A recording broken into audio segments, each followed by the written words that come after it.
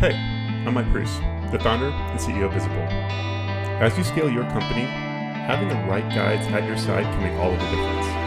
Each episode will talk to fellow founders, investors, and experts. We'll dive into their zone of genius, as well as hear about their past mistakes to give you a better chance of success.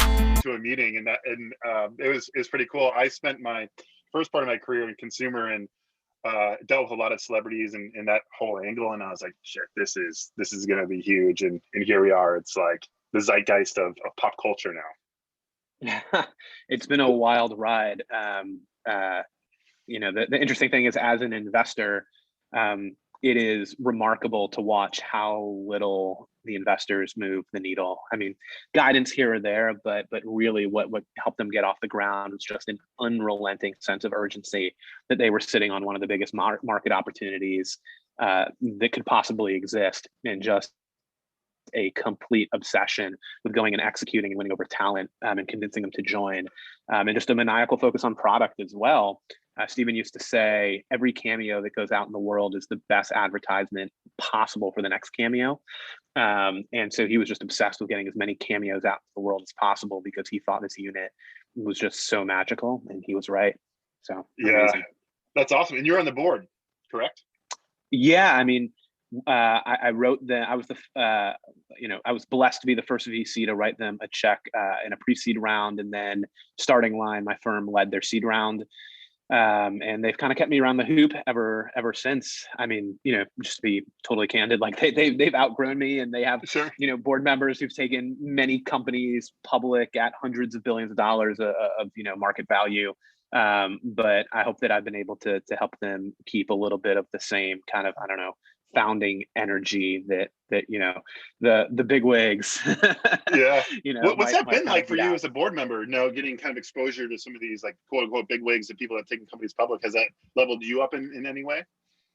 Yeah, I mean, I think that the thought processes start to change a little bit, and it's just stuff that you don't necessarily think about as much as a seed investor, right? Mm-hmm. As a seed investor, the questions I'm often asking teams are what are we constrained? Are we prioritized enough? Are we getting distracted? Because the biggest hub of ventures, and that was in my first kind of gig out of business school, my only gig out of business school.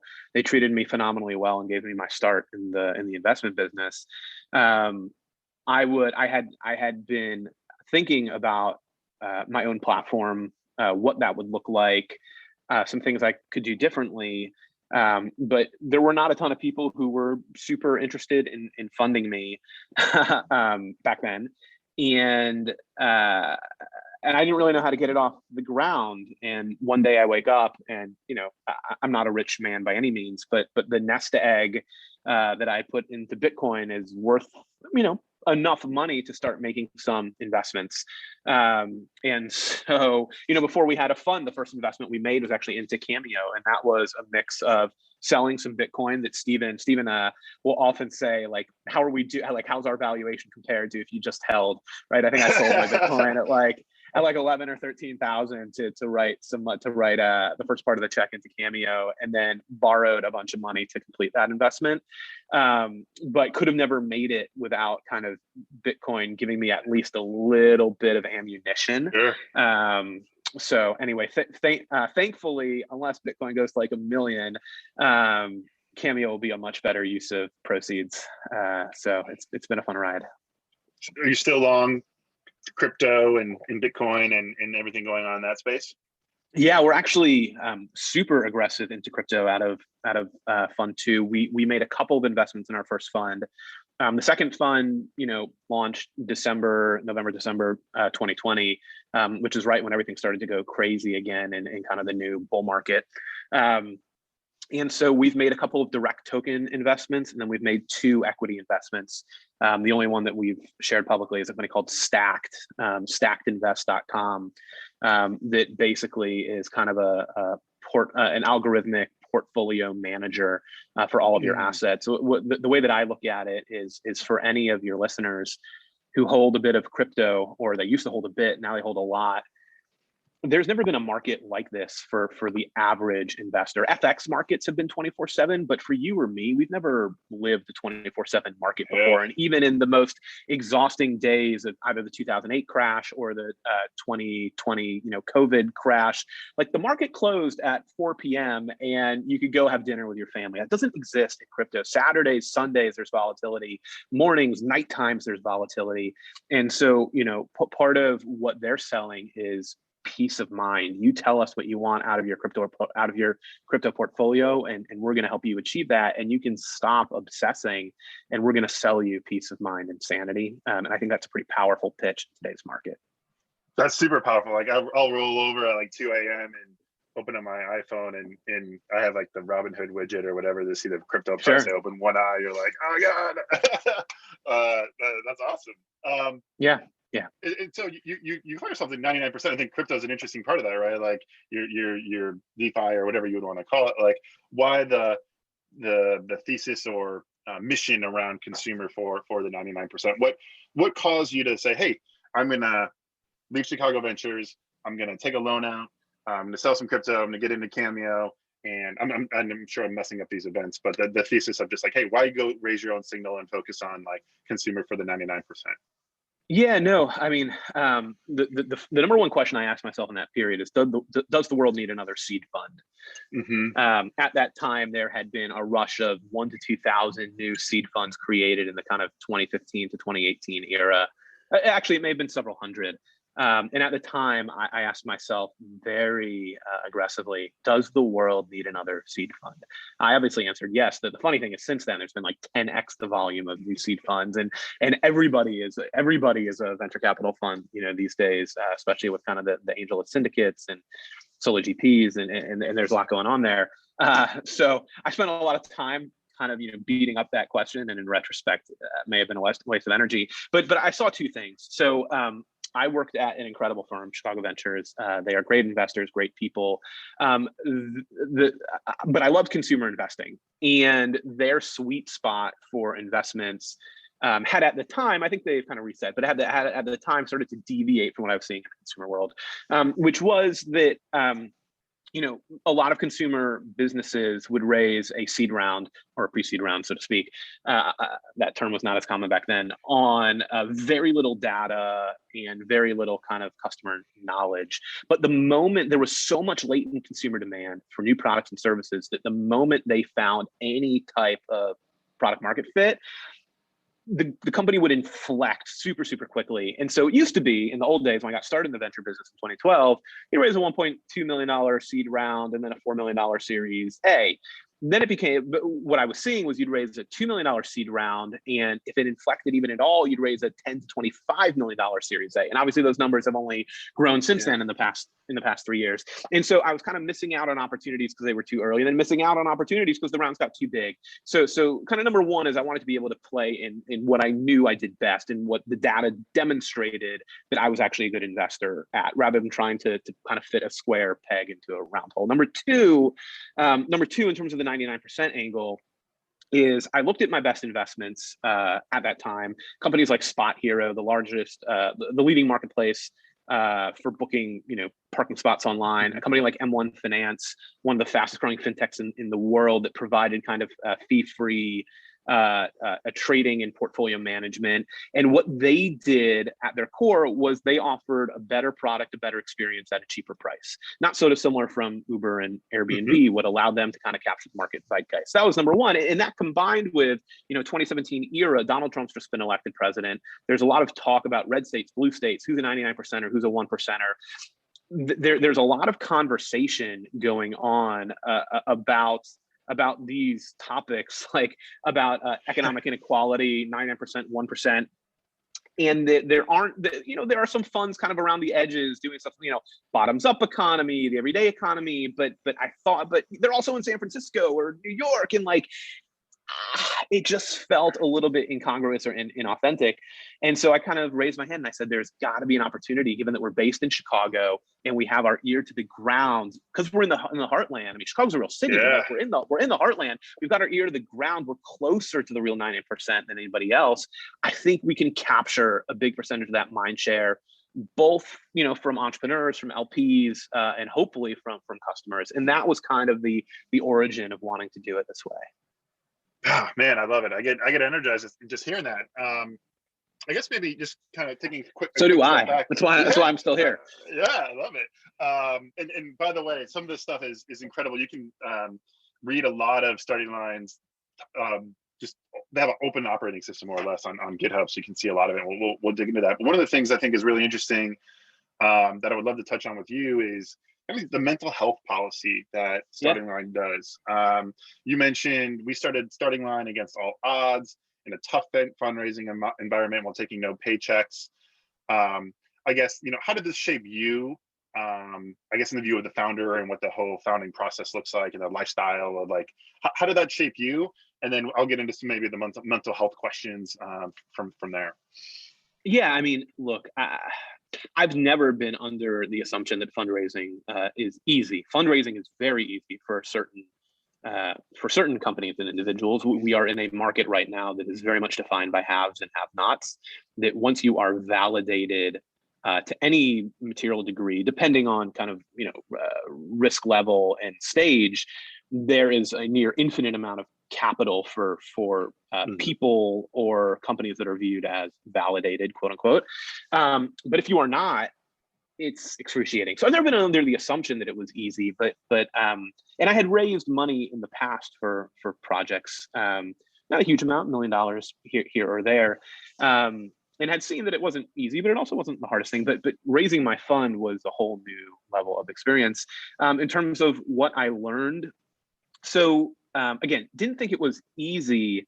I learned a lot about what it feels like to experience shame, embarrassment, insecurity on a daily, hourly, seemingly minute business.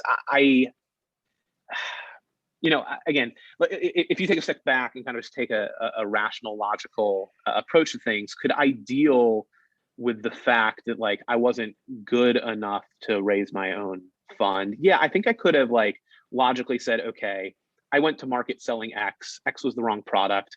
I really should have offered 2X or Y or whatever it may be, and kind of recalibrate and move on from there. I think logically all that I believe, but what gets kind of missed in the moment is all of the emotions that it causes in your own mind about, it's not about what I'm selling, it's about me, because your identity gets inextricably wrapped up in what you are doing, especially if you're fundraising and you're doing that all day. I mean, the interesting thing about fundraising, and I'm on the other side now when entrepreneurs pitch us, but I'm on the entrepreneur side when I'm pitching LPs, is that when you're in fundraising mode, it's very easy to bang off an email, ask for a meeting, whatever it is.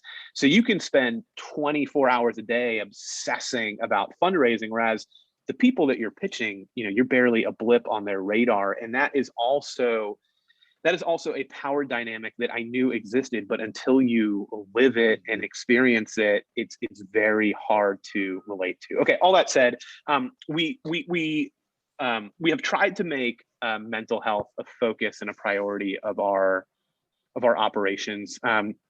Today, we have a very simple product. Our simple product is we will subsidize the first 3 sessions, whether that's for a therapist, an executive coach, or anything else really, for founders who are struggling or not struggling, or just want to work on communication or whatever it may be.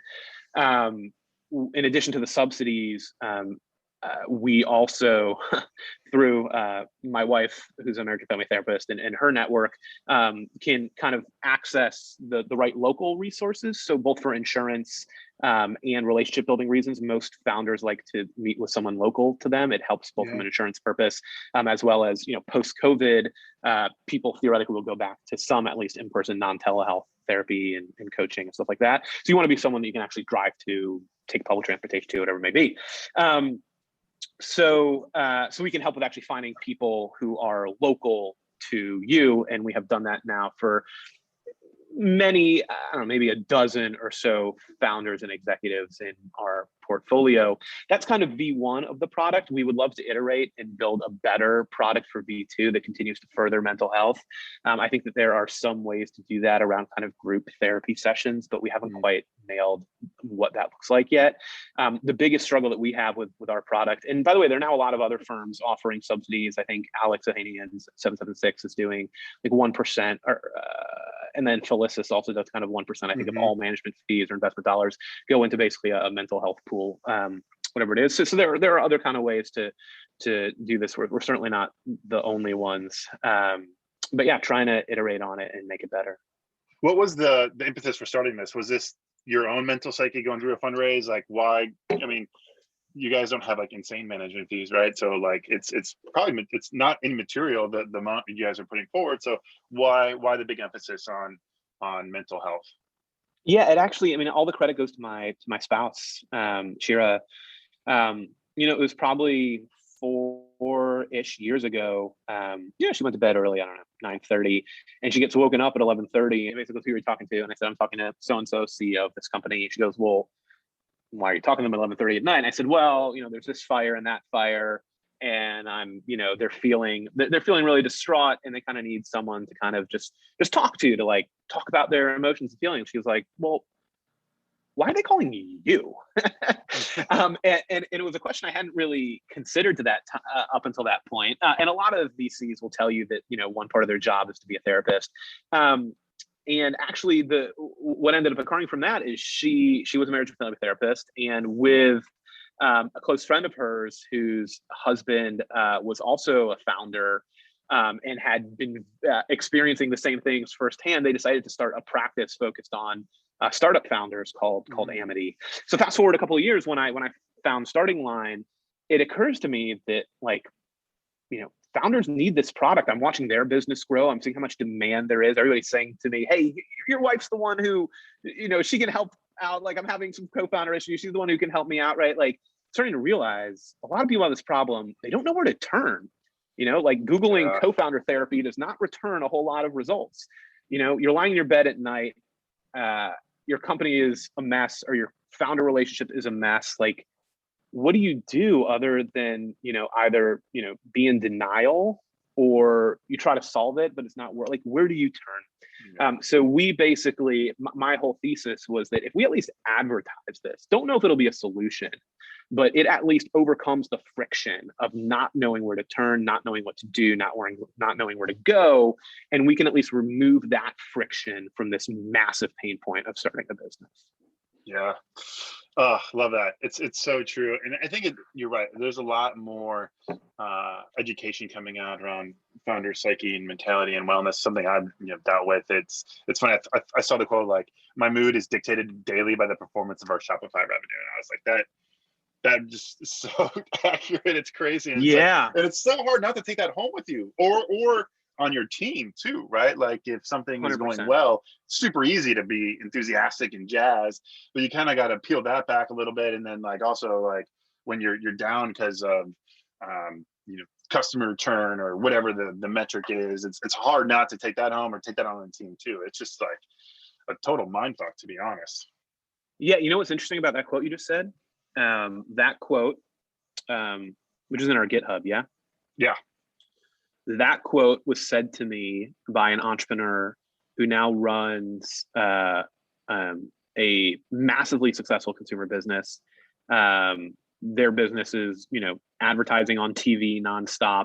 They've got tons of celebrity endorsers. I just don't want to say the name. I don't want to call this person out. Sure. I bet that if I asked that person, I haven't asked that person this question in the last 12 months, but I bet if I asked this person that question again today, they would give me the exact same answer. My life is still dictated by our Shopify revenue. And that's just the way it goes. And that's tough. And I think that's something that we all need to work on is, to have urgency, be obsessive about your business, but to work, do deep work on separating your identity from your Shopify revenues. It's so hard. Like, so that's hard. a lot so of hard. work. Yeah. So hard. Because it's what you do like day in and day out. Yep, 100%. Well, awesome. Love that you guys are taking that approach. I think it's incredibly important. So thank you for being a champion of that. One of the things I think is interesting with Starting Line is, the GitHub. You mentioned GitHub. Bloomberg Beta, I think was, and Roy and the team were kind of the first to do this. Like they open source, quote unquote, open source how their fund operates. Why did you decide to take a page out of that book and be pretty transparent with how you guys operate? What was the allure to doing that? I mean, I don't see any downside. I think it makes conversations a lot easier. Yes, Roy is a friend of mine, a mentor of mine, and Roy at Bloomberg Beta, and actually was one of the first checks into Starting Line. In fact, we had breakfast in San Francisco many years ago. I'd cold emailed him. We built a bit of a relationship, and over breakfast, he asked me, he said, "Why are you not running your own fund?" I said, "Well, who's going to write me a check?" He said, "I will." I said, "Really?" He said, "Yeah, I'm in for X dollars," and he said, "And I'll throw in 25,000 on the side for my own pocket for you to hire a designer to build a deck, and hire a lawyer to start formation documents, whatever it is." I did not accept that money, but that was one of the greatest signs of conviction and faith that I've ever experienced as an entrepreneur personally. And you don't forget moments like that. Roy will always be a friend. I will always trust him, and I will always involve him in anything I do for the rest of my life, because who does that, right? Yeah. Anyway, so anyway, they've always been an inspiration for me, and I like the way that they do business. I like the way they do business a lot, and they have always been an inspiration for me. That was number one. Number two is, if there's any investor in the world that I kind of obsess over and try to get in their psyche, it has historically been Bill Gurley from Benchmark, who I actually got to meet for the first time a couple of months ago, and that was through, I met him, but I mean, talking about have an hour-long kind of Zoom chat. And one of the things that I remember asking this question, I said, "Why did Benchmark get rid of their website?" So if you go to Benchmark, it's just like a blank page with a Benchmark logo on it, right? I said, like, "Are you just that cool?" So I think part of it is exclusivity, but his answer was like, "No, we live in an era where your website, your branding, so to speak, has basically become an arms race. And if we go and invest $250,000 in building a better site, Andreessen's going to go, invest half a million. And if they do that, Greylock's going to go invest $1 million. And then it's just this never-ending arms race to make a better product." And I kind of took that inspiration with me to GitHub, which is like, at the end of the day, we're selling people and relationships. Our money is commoditized. So we're selling myself, Ade, Scott, Haley, and we're selling our portfolio, the founders you can build relationships with, angel investors we know, et cetera. That's all we're selling. So with that in mind, might as well put as much information out there as possible so people get a sense of you. And if they like who you are, great. Let's get closer to doing business. If they don't, how does that? That's interesting, right? I totally get Bill's argument around it's a website with a name on it. It's not an arms race. You mentioned earlier, hey, if you are deemed, the it person or company, you have unlimited funding options. The counter argument to that then is if a VC just has their website and that's it, and you're underrepresented founder and under networked, is that doing a disservice and just creating more of those hey, you're now the company and you can get unlimited funding and you can only get intros? So it's what are your thoughts on just how we can make venture more accessible when it sounds like sometimes it's just not? Yeah, that's a good question. I don't know. I think very highly of the bulge bracket funds, some of whom have, relatively inaccessible websites. Yeah. I don't know if they're the ones who are going to be pioneering the change. What we see today in terms of folks pioneering the change are a lot of scout funds that are putting money in the pockets of entrepreneurs that are still overwhelmingly, upper middle class, white, male, college educated founders, but no longer exclusively by any means. And those scout funds are putting money in the pockets of product managers and designers and engineers. And those people are often extremely diverse. So I think that's a good start.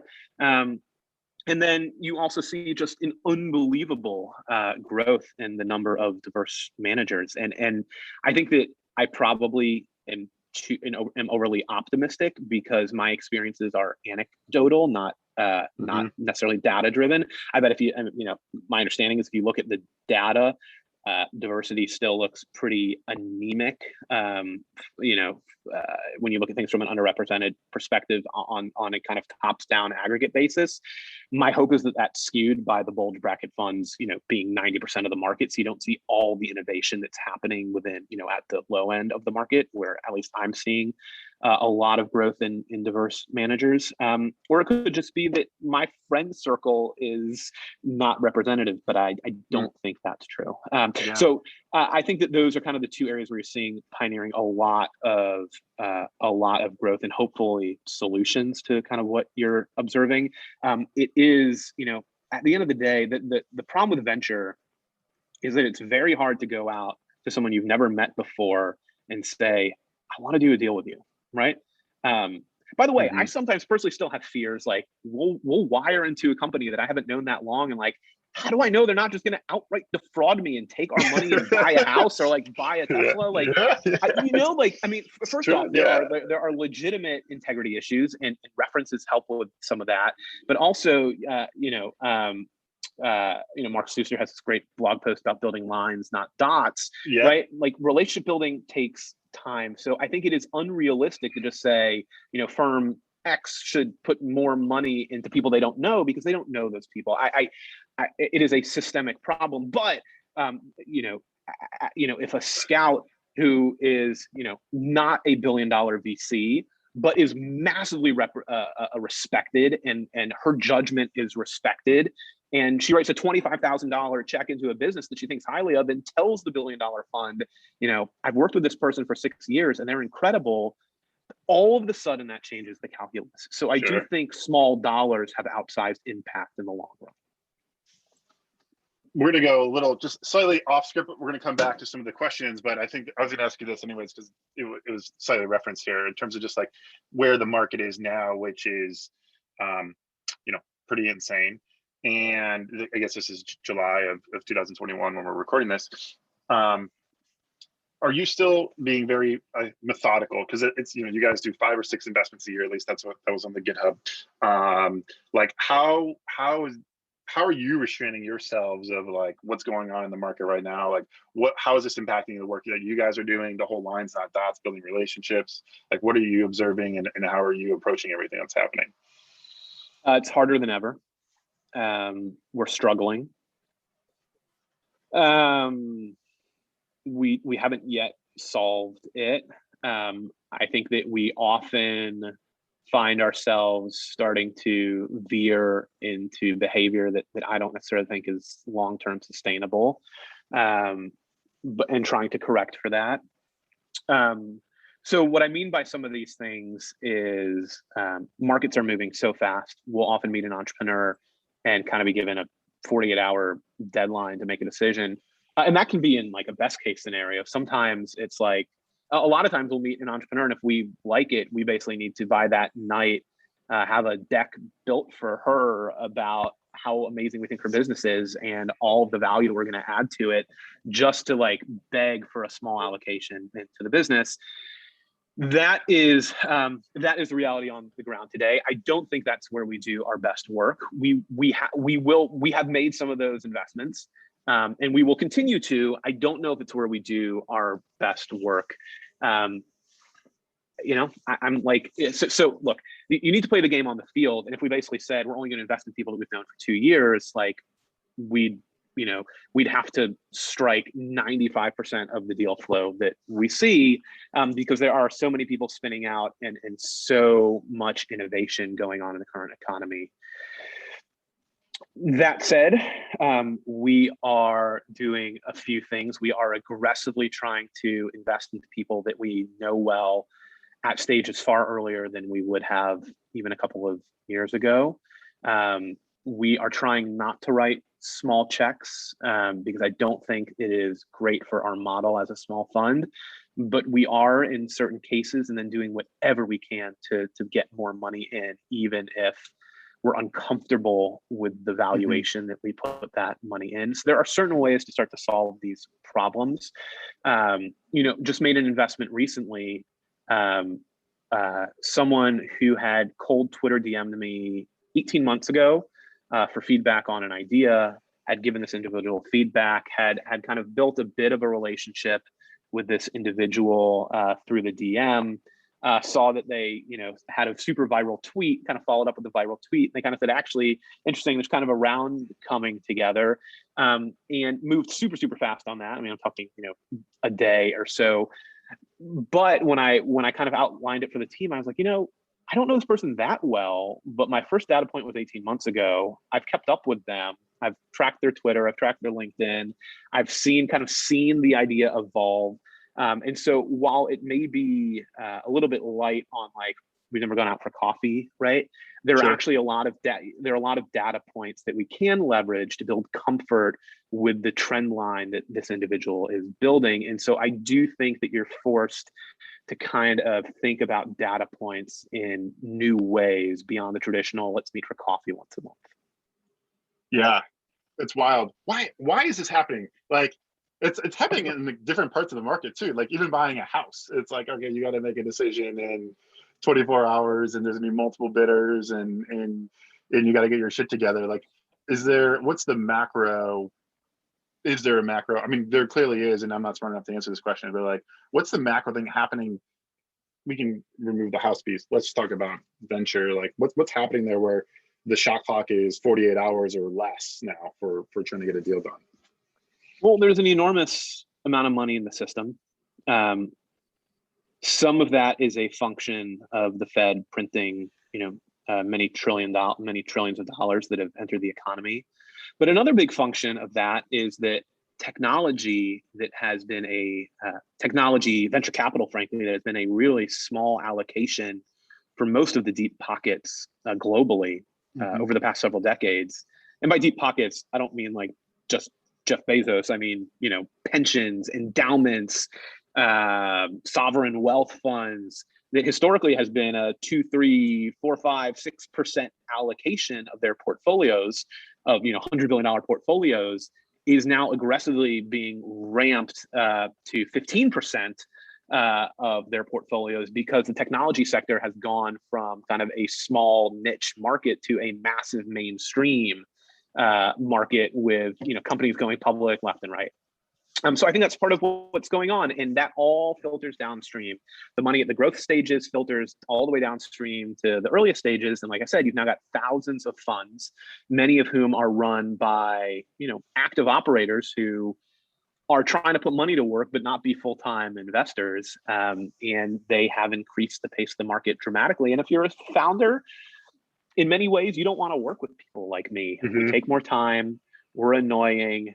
We're going to ask for, a monthly call. We may not have, I feel really good about the diversity of our team and the operating experience we bring to the table. But in many cases, your VC may be kind of like, the lender of last resort, almost, if you can raise money from other founders, right? And so you're seeing, and so then VCs, in some cases, in order to get access, are saying, well, we'll pay 3 times the price in order to get access because, we know what the payoff could be at the end of the day. Right. There's just a lot of these kind of, flywheels going on right now. Yeah. Crazy. Well, thanks for that. I want to switch. We got maybe 10 minutes left. I want to make sure we're respectful of your time. Would love to get to some very tactical things. Please.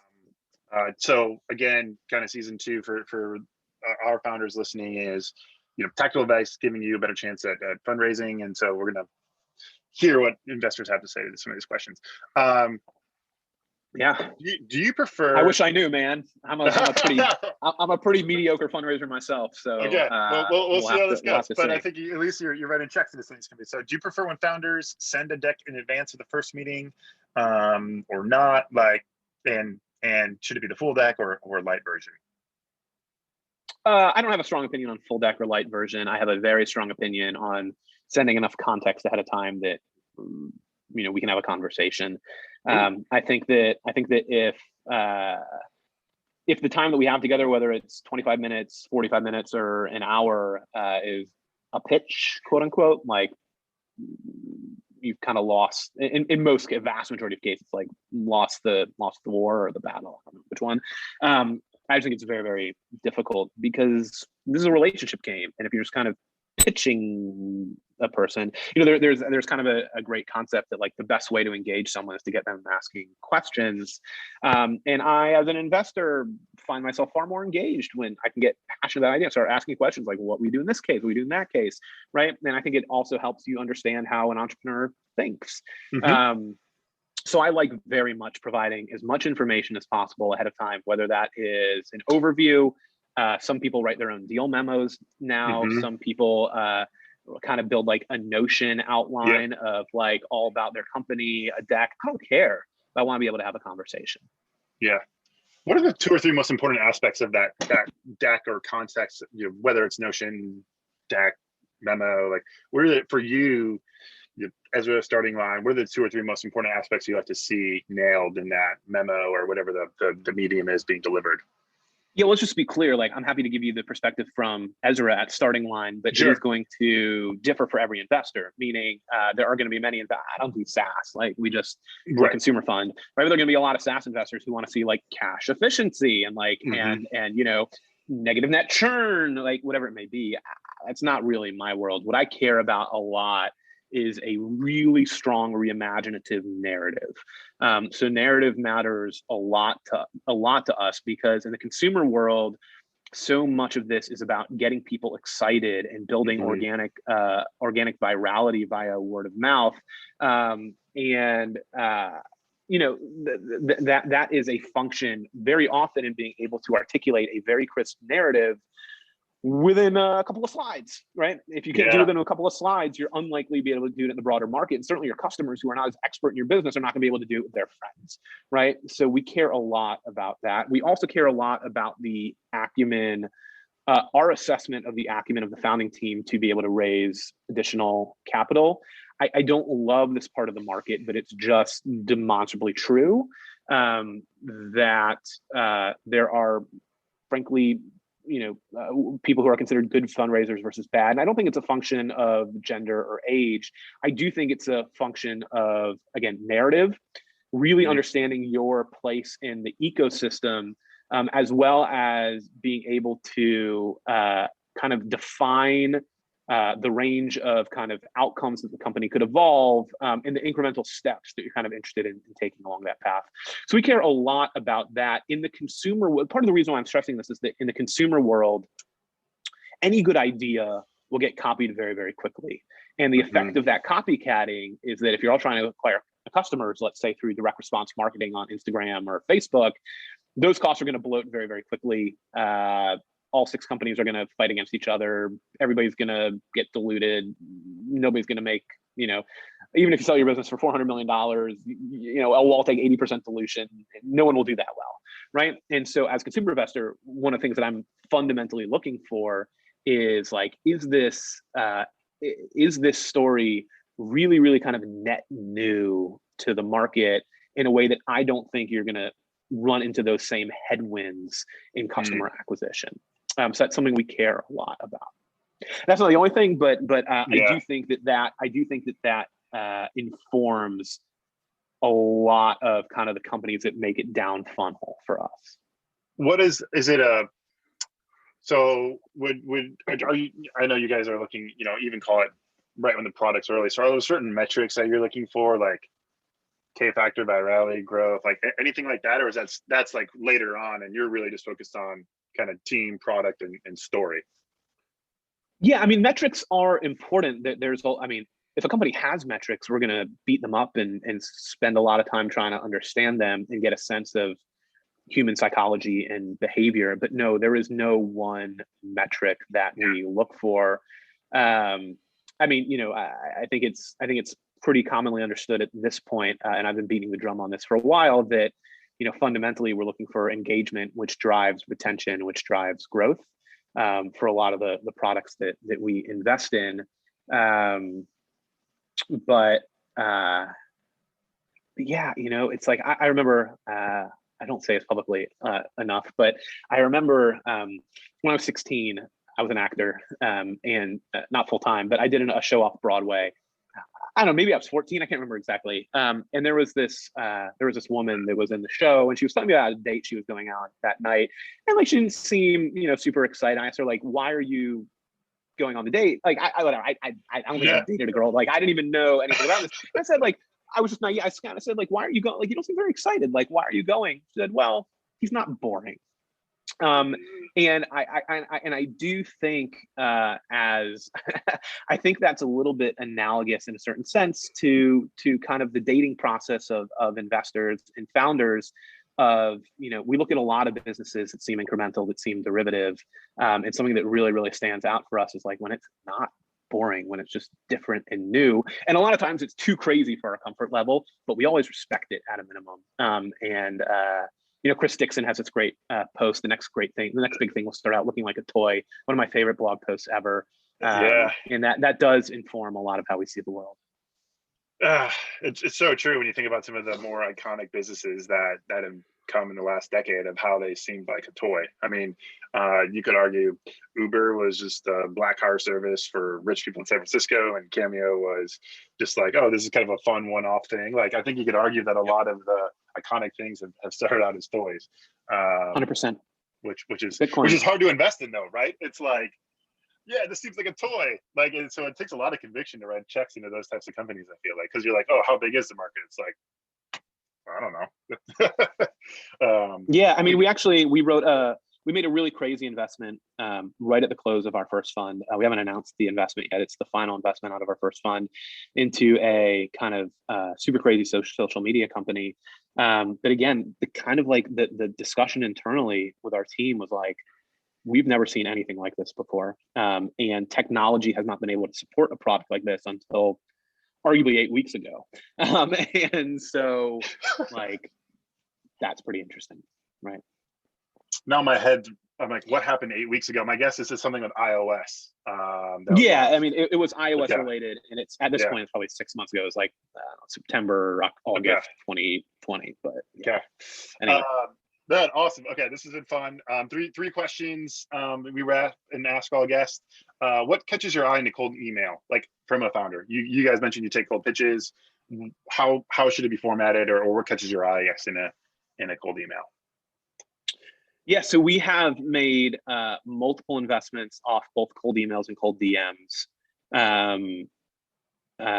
I think we're probably like 80% of like actually reading cold emails and cold DMs, and like if we miss it, please follow up. Sometimes we just go through really busy periods where it's just like we're just kind of triaging whatever we can. What stands out for me, I guess, is just a very concise description. So first off, it has to be a category that we probably care about or that like seems intriguing. Often I think that like, you know, one of them was a company called Zorro Card that we invested in. Happens to be in Indiana, actually, and that is a product for building credit. Whatever, we'd spend a lot of time thinking about building credit. And I think the subject line was like innovative approach to credit building. Like, okay, that's a market I'm passionate about. And the email was one paragraph. Maybe I'll forward it to you, and your viewers can. Sure. And it was not the world's best email, but it was concise. In a category that we were interested in, and was able to very quickly articulate that they were taking an approach that had never been done before in the category, within like a paragraph or two, right? Not a long paragraph, like 3 sentences each, right? That is super, super awesome. And like my response was like, how are you? I literally wrote back like, this is interesting. How are you doing that? I think something like that, right? So that is a good example of one that we did off a cold email. Zorro Card. I was like, that sounds familiar. Also a customer of ours. So shout out to them. That's awesome. There you go. Okay, amazing. Cool. 2 more questions. Number one thing founders can do to help speed up their fundraising process. This question probably isn't even that relative right now because it's so fast, but like anything, like where do you see founders get stuck? Maybe even founders who are helping raise the next round, like what can they do just to make sure they have a successful fundraise? Yeah, I mean, so first off, I think we're going to cause a lot of insecurities if we say may not even be so relevant because things are so fast. I can't speak to all your customers, but I would imagine a lot of them are struggling with fundraising because again, the market is a market of haves and have-nots. I do think that part of narrative is a function of building the story to create validation and legitimacy. As investors, I should have said kind of one of the things we're looking for, not necessarily in the pitch, so to speak, but ultimately as we get closer to the business, is we are looking to validate certain elements of their model. That can be through metrics, that can be through customer research. And that can be through references in our own network. For instance, we're looking at a lot of like consumer infrastructure right now around, I don't know, widgets at the point of sale and stuff like that, right? We can very easily go out to our network of merchants and retailers and get a sense for the assets, right?